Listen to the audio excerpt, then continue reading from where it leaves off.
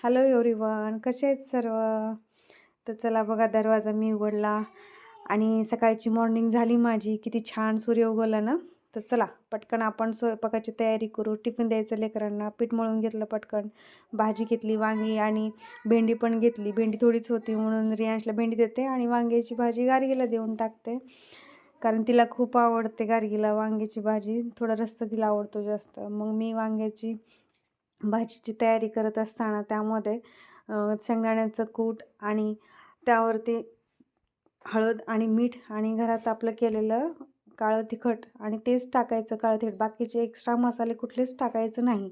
थोडं पाणी टाकून मिक्स करून घ्यायचं आणि त्यानंतर वांग्यात भरून घ्यायचं, म्हणजे याला म्हणतात भरलेलं वांगं. अशा प्रकारे भरून केलेली वांगी तयार केली मी आणि जिरे टाकले तेलामध्ये आणि मग नंतर फोडणी दिली. अशा प्रकारे झालं आणि मग पटपट पोळ्या करून घेतल्या, कारण उशीर होत होता. लेकरांना शाळेत डबा द्यायचा होता, त्यांना जायचं होतं शाळेमध्ये.